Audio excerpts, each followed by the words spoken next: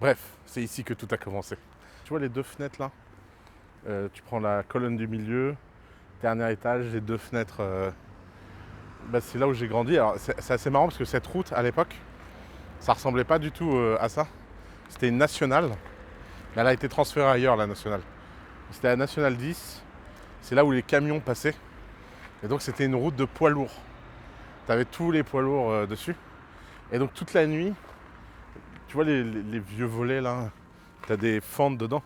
Donc j'avais la lumière des camions qui passaient dans la chambre et surtout le bruit des camions qui rendait ma mère folle. Mais moi, en résultat, ça m'a appris à dormir avec le bruit. Et c'était pas plus mal, parce que ça m'a rendu sleeping proof. Et alors, ma vie, c'était cet immeuble, petit HLM. Ah putain, c'est drôle. Donc en fait, là, il y avait des jeux pour enfants. Mais apparemment, les enfants n'ont plus le droit de jouer. Et c'était là où tout le quartier venait jouer. J'avais mes copains qui vivaient dans les immeubles là en face. C'est marrant parce que, enfin, je sais pas pourquoi aujourd'hui, il y avait plus d'ambiance. Non mais c'est vrai, les gens étaient dehors, ils jouaient là. Par exemple, moi quand mes copains jouaient là, ils criaient par la fenêtre. Ouais, où si tu descends. Puis je peux regarder par la fenêtre, je fais ouais, pourquoi. Je suis en train de jouer à la console. Ouais. Je crois qu'il n'y a plus personne qui crie en fait. Comment? C'est un peu froid là, non? Tu penses que c'est parce qu'il fait froid? Il fait 4 degrés donc je pense que ça va. Bah déjà, il n'y a plus de jeu, il y a de l'herbe. Ils ont mis des vaches ou quoi? Je sais pas. Moi, je pense que c'est plus un truc de l'époque où tout devient aseptisé. Tu vois, faut pas faire de bruit, faut pas emmerder les voisins. Il n'y a plus de vie de village, de quartier. Ils font tous la gueule, ils sont tous déprimés. C'est la merde, quoi. Une jolie petite cerisier, comme tu peux le voir. J'avais mes sakura qui accompagnaient mon chemin. Donc il faut que tu imagines, j'avais mon petit cartable. J'avais mon petit cartable. Et j'avançais sur mon petit chemin tout seul.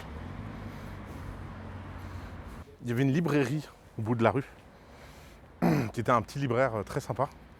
Librairie et papeterie.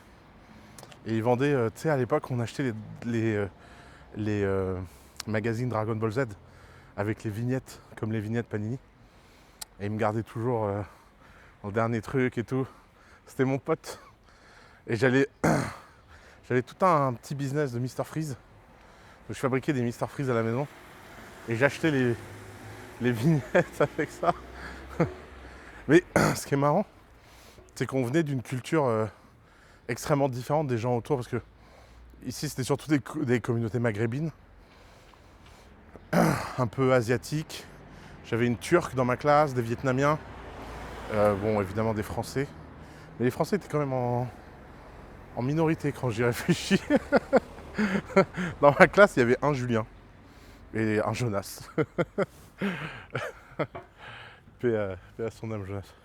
Et, euh, et en fait, nous on était libanais, alors c'était un peu différent parce que ma mère elle avait tout ce truc de commerce, débrouille-toi, t'es autonome.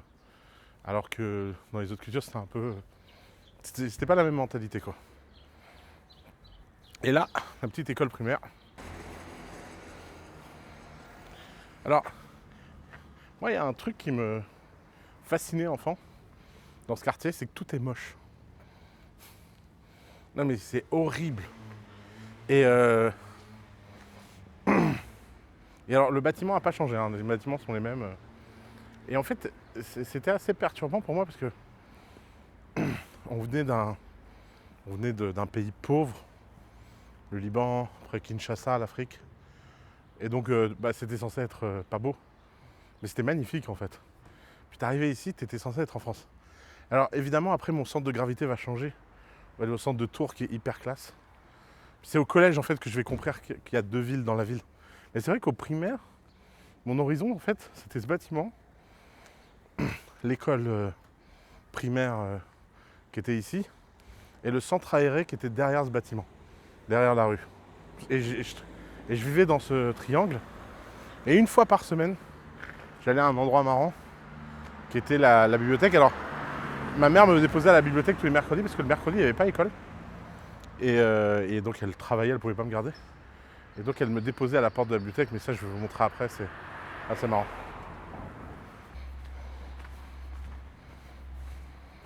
Voilà. École élémentaire Saint-Exupéry. C'est là où j'ai passé mes... Je crois que j'ai passé mon CM1 et mon CM2 ici. Parce qu'on est venu quand j'étais en CM1, je crois. Je me souviens plus. Pour être honnête. C'est flou, tout ça dans ma tête. Alors, l'école s'appelle Saint-Exupéry. Et je dois dire merci pour ce nom. Parce que résultat, j'ai lu Le Petit Prince comme un des premiers livres dans ma vie. Parce que, évidemment, dans cette école, vous avez tout un truc sur Saint-Exupéry. Et c'est quand même génial de commencer la lecture avec un livre aussi loin. Ça ouvre de sacrées perspectives. Ouais, c'est ma cour de récré. C'était mon petit royaume. C'était là où je convenais avec mes partisans du plan pour conquérir le monde. Alors un trip, c'est assez marrant, tiens. J'ai une anecdote marrante. J'avais un ami qui s'appelait Thomas de Dieu. J'espère qu'il regardera cette vidéo. Ça fait longtemps que je ne lui ai pas parlé. Et on était convaincus qu'on pouvait faire un Kamehameha. Mais genre, on en était convaincus dur comme fer, que c'était juste une question de pratique, tu vois. Et donc, on s'est mis à un moment donné dans la cour à essayer de faire des Kamehameha. Et donc, évidemment, tout le monde s'est foutu de notre gueule. Hein. Et bah, ce qui est fou, c'est que résultat, bah lui, il s'est dit, dans Dragon Ball Z, ils sont forts. Donc il faut se mettre à faire du sport. Donc on s'est inscrit au judo. On a commencé à faire du judo. On a commencé à faire du vélo ensemble. On allait dans la nature, tu sais, genre comme dans Dragon Ball Z, faire des trucs. Alors lui, il était beaucoup plus fort que moi. D'ailleurs, c'est devenu contrairement à moi, il a continué en sport-études judo après. Et il a obtenu un sacré niveau. Mais genre, il faisait des pompes sur les bras. C'était trop drôle. Et alors, ce qui est drôle, c'est que en fait, ce truc qui était impossible nous a amené à faire plein de trucs incroyables dans notre vie. Moi, ça m'a donné une leçon. C'est qu'en fait, peu importe si ce qu'on essaie de faire est possible ou impossible, ce qui compte, c'est que ça t'élève en fait. Et même si tu essaies de faire un truc impossible, eh ben, on a eu une meilleure vie que tous ces connards sceptiques qui se foutaient de notre gueule à la cour de récré. Et d'ailleurs, je suis sûr qu'aujourd'hui, ils ont tous une vie de merde. Mais Thomas et moi, on a des vies sympas. Voilà, voilà. Et ouais, vous vous êtes foutus de notre gueule. Et ben, on n'a pas fait de Kamehameha. Mais bon, l'esprit du Kamehameha était là. On avait même lu... Non mais c'était parti vachement loin, ce truc. Parce qu'au bout de quelques mois, quand il n'y a pas de Kamehameha qui est apparu, hein, forcément, on était des gosses, on perdait patience. Moi, mon trip, c'était de dire que c'était un truc de physique quantique. Et c'est comme ça que j'ai commencé en CM2. J'ai lu mon premier livre de physique. Bon, je comprenais rien. Hein. Mais je me disais que la solution devait être par là. Et le résultat, ça m'a amené à lire plein de trucs de science aussi. Là, c'est fou, hein, comment une connerie peut structurer une vie. Pour ça, il faut faire rêver les enfants. Je pense qu'on sous-estime le pouvoir du rêve sur la vie de quelqu'un. À quel point ça structure les efforts. Puis bon, franchement, soyons sérieux. Dans un environnement aussi moche, heureusement qu'il y a le rêve. D'ailleurs, je félicite pas nos politiciens. Hein. Les mecs, faut quand même se dire qu'on vit dans un pays où ça, c'est considéré comme des lois d'urbanisme qu'on a le droit de faire. Et mon manoir en Normandie, on n'a pas le droit. Je dis ça, je ne dirai rien de plus. Même les couleurs, c'est... Foot. Soi-disant, les couleurs, tu sais, c'est la terre, en Indre-et-Loire, il y a du calcaire, je sais pas quoi. Soi-disant, c'est les couleurs de la terre d'Indre-et-Loire. Le collège, c'est un moment marrant pour moi parce que population très différente de ma primaire. Alors ça, c'était pas le collège qui était rattaché à mon adresse. Vous savez, il y a une carte scolaire en France. Et en fait, ma mère, en quelques années, elle a compris comment ça marchait la France. Et elle s'est dit, attends, on m'a menti. Il y a plusieurs France. Et donc, je sais pas trop comment, mais elle s'est fait embaucher comme femme de ménage dans ce collège. Tu vois, l'année avant que je vienne, elle a été voir le principal et elle a fait ma dérogation en soum-soum. Et résultat, j'ai fini dans ce collège où la mixité sociale était beaucoup plus grande qu'en primaire. En primaire, c'était des gens modestes. Là, au collège, il y avait tout. Il y avait des gens modestes, pas modestes. Il y avait des gens d'écartés là-bas, des belles maisons bourgeoises de l'autre côté. Comme vous pouvez le voir là dans cette magnifique maison, c'était un copain à moi qui vivait là. Et moi, ça m'a fait vriller. Quand j'ai découvert qu'il y avait des gens qui avaient des maisons comme ça et qui vivaient dans ce genre de maison, je me suis dit, mais attends, pourquoi pas moi? Et c'est comme ça que j'ai commencé à avoir envie de créer du business, de faire de l'argent, de pas juste rester là. Et c'est le moment où j'ai commencé à être très frustré d'être à Tours. Tours, j'en ai vite fait le tour. J'avais envie de partir très loin, donner un vrai tournant à ma vie. Et voilà. Mais bon, des années heureuses au collège. Alors, j'ai eu des profs incroyables dans ce collège. J'ai eu un prof d'anglais, Monsieur Vanout, incroyable. Prof d'histoire, Jean-Pierre Muselet, incroyable. Prof de latin, Madame Roy, incroyable. Plein d'autres profs. Vraiment, c'est très très haut niveau. Et des gens qui m'ont fait m'élever, quoi. Genre, ce que l'école fait de mieux quand ça marche, quoi.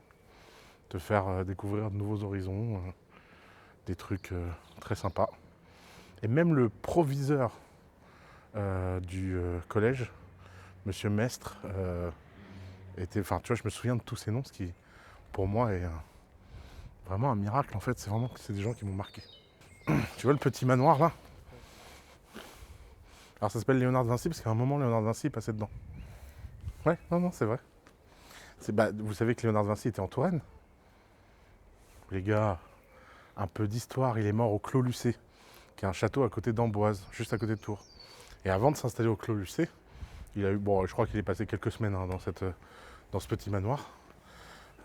Du moins, c'est ce qu'il prétendait dans ce collège, mais c'est vrai que c'est réaliste parce que Léonard de Vinci s'est baladé dans cette région.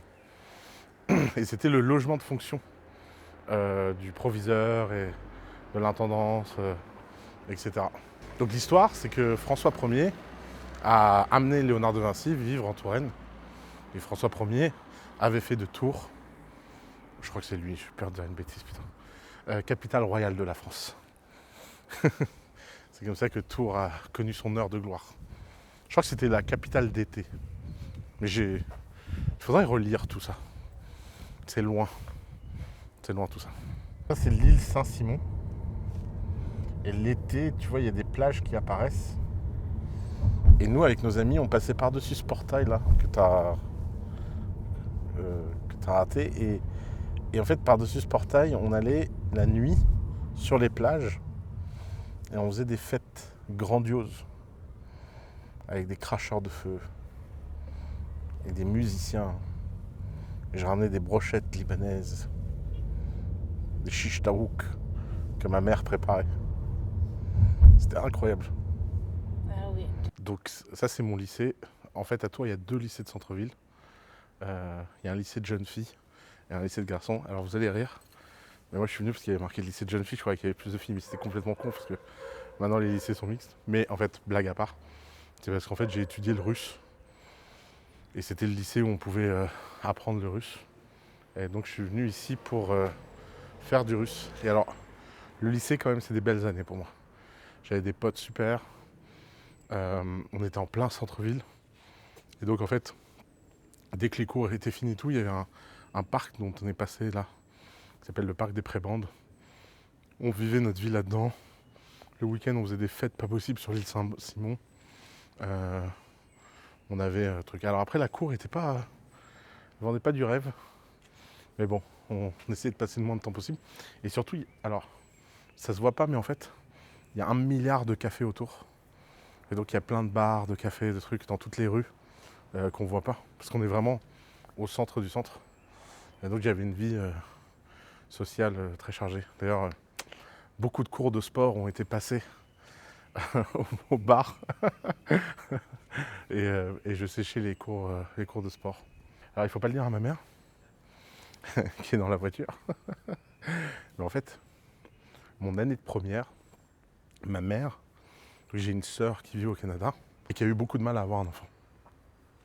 Et quand elle a eu un enfant, ma mère a beaucoup culpabilisé d'être loin d'elle. Parce qu'elle a mis, ma sœur a dû mettre, je sais pas, 5 ans, 10 ans à avoir un enfant. C'était vraiment terrible, elle a beaucoup souffert. Et donc quand elle a eu un enfant, ma mère a décidé de partir 6 mois au Canada, s'occuper de ma sœur et de l'enfant, et de l'aider à accueillir l'enfant. Et pendant ces 6 mois, j'étais seul. Et je signais moi-même mes petits mots d'absence. Ah, je peux te dire qu'ils m'ont plus vu. De toute façon, c'était très simple. Si j'aimais le cours, je venais. Si j'aimais pas le cours, je venais pas. Et je faisais des mots. Et à un moment, j'avais fait tellement de mots d'excuses qu'ils ont appelé chez moi, tu vois, pour demander à ma mère, mais what the fuck. Enfin, il y a un moment. En plus, je mettais des trucs trop drôles sur les mots d'excuses. Fièvre jaune. Je me foutais trop de leur gueule. Et j'ai demandé à une pote de faire la voix de ma mère et tout. Enfin bref, c'était une sacrée époque. Et donc j'ai eu une année de première pleine de liberté. Et quand ma mère est venue en terminale, j'ai maintenu le trip. Ouais, ça c'était la sonnerie. Ouais. Voilà. C'était le petit tour de mon parcours. C'était les 3 centres de gravité à Tours.